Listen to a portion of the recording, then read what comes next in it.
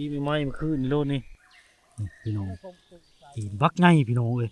จอนพ่อได้จอนพ่อพี่น้องห่างมันพี่น้องนี่ห่างมันนี่นี่คือห่างมันนี่โอ้ยมานพี่น้องเลยมือนี้โชคเลยมือนี้โชคเลย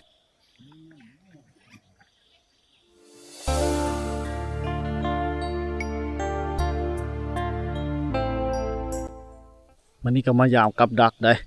FC พี่น้องเมื่อทุกคนนะอากาศหนาวเย็นเนาะใครแต่มีแสงแดดได้มาเนี่ยชมวิวภูเขาวิวธรรมชาติท่านผู้ชมได้ยินแต่เสียงปะเสียงนกเสียวๆอยู่เนาะอากาศเย็นดีหมอกเต็มเลยท่านผู้ชมเดี๋ยวมาลุ้นกันเนาะสิได้หรือเปล่ายามกับดักเชือกกระลับเชือกเฮลไว้แล้วพี่น้อยแต่บางครั้งกับพอได้กินเนาะบางครั้งกับบ่ได้บางมื้อกับบ่ได้เลยพี่น้อยชื่อหนูหน้าหนูพุกข้าวนี่เนาะเป็นบรรยากาศในยามเช้า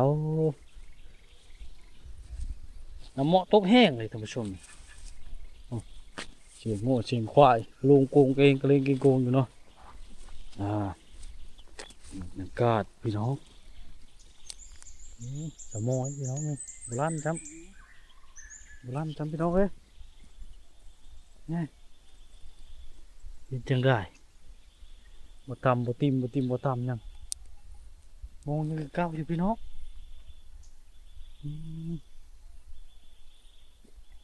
นะเอาไปเบิ่งอีก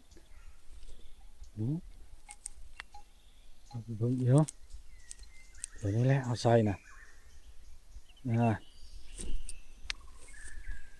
ขวดใหม่ๆขึ้นพี่น้องขวดใหม่ๆขึ้นนี่ขี้มันนี่ขี้มันนั่นพี่น้องเอาไปใส่เหวบันเนาะดูเลยนี่ขี้ใหม่ๆนี่พี่น้องเลยสมอยเห็น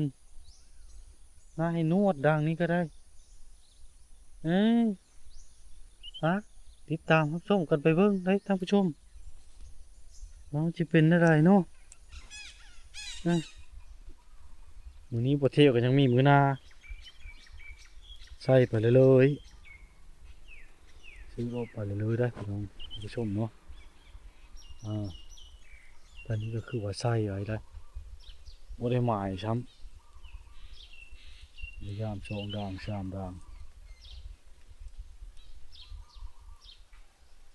2 ด่าง 3 ด่าง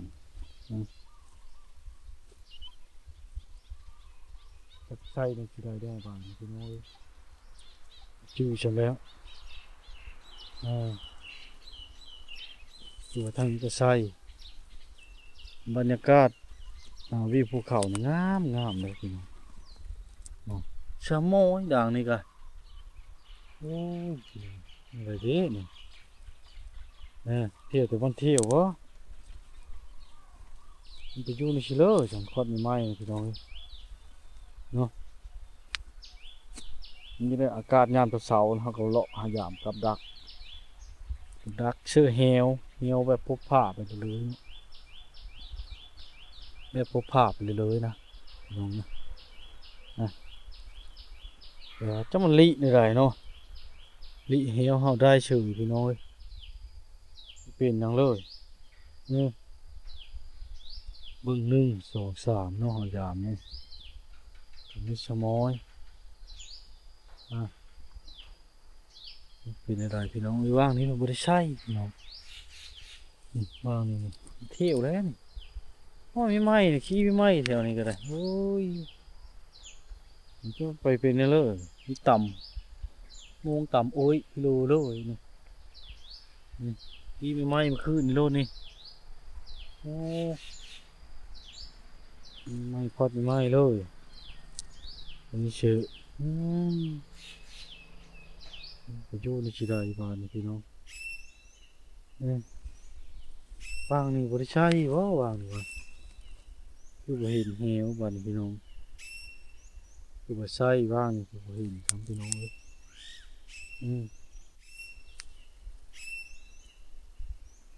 ทำแล้วอืมเนี่ยสิพี่น้องคือบ่เห็นบ้านเหมาะไปแห้งๆเนี่ยเตะหมดเครื่องนุ่งนี่พี่น้องเลยเนาะเครื่องนุ่งนี่เป๊ะมาเลยนะเดี๋ยวเฮาผ้ามาผ้าน้ำเหมาะนี่น้ำไปเสานี่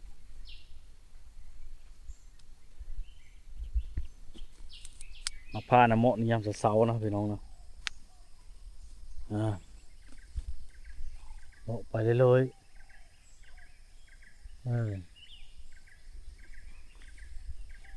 ยังบ่เห็นแฮวซื้อแฮวบ่หลายปานใดเนาะเดี๋ยวนี้เราไปอีกพี่น้องเอ้ยเดี๋ยวนี้ก็คือว่าใส่พี่น้องควัดไปไหม้นี่วางแถวนี้พี่น้องมุนอุยปุยแถวนี้มันยำมานี่อยู่พี่น้องเอ้ยนั่นยาวนี้ก็ฮอดบ่ต่ำเลยนะ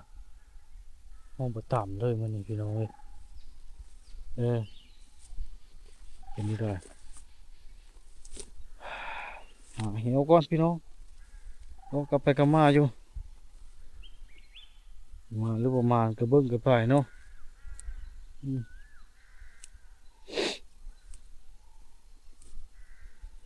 เบิ้งกระไปพี่น้องเอ้ยโอ้ยอากาศหนาวอากาศเย็นในโชนมันต้นเนาะโชนมันต้นของชาวบ้านเลยพี่น้องเฮ็ดนี่มันคือสิเล่นไปเล่นมาอยู่เฮ็ดนี่แต่ว่าบ่เห็นเนาะเห็นมันทึกอะนะผู้ชมเห็นมันทึกเล่นไปเล่นมากเลยมันโหน้องพี่น้องเนาะเที่ยวไปเที่ยวมาอยู่นี่อยู่นั่นพี่น้องเอ้ย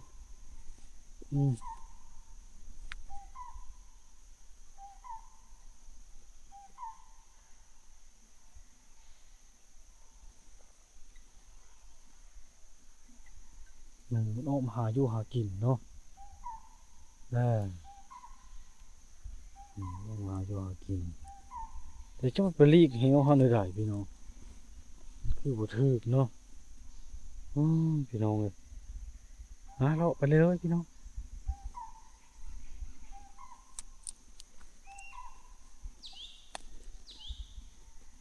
โอ้ปีนเลยตัวนี้โอ้พี่น้องมันต่ำมันต่ำปีนเลยนี่เอ้ยพี่น้องต่ำได้ช่างพี่น้องมาแล้วพี่น้องจนมันอุลุเลยพี่น้องจอดพ่อพี่น้องบักไงพี่น้องมานคักมันพี่น้องเอ้ยเนาะบักไงพี่น้องจอดพ่อคักพี่น้องตีนบักไงพี่น้องเอ้ยจอดพ่อได้จอดพ่อพี่น้องตีนบักไงนี่เนาะกุกห่างมันพี่น้องนี่ห่างมันนี่นี่คือห่างมันนี่โอ้ยมานพี่น้องเอ้ยมือนี้โชคเลยมือนี้โชคเลยฮะเจออีกแล้วพี่น้องเจออีกแล้วปลาหนูพุกตัวพักไงใส่เหวโดนกับดักพี่น้องเฮ้ยโอ้ซ้ำนิ้วชี้นี่พี่น้องโอ้ห่างมันทำเต็มได้แล้วนะจอนพ่อนตัวบักง่ายพี่น้องมาต้อหนูพุกอีกหนูพุกบักง่ายพี่น้องเว้ยเบิ่งผมมันกินเม่นต้นหรือมันต้นนะไกลวิวภูเขาตัวที่สองมาอีกแล้วพี่น้องมานอะดี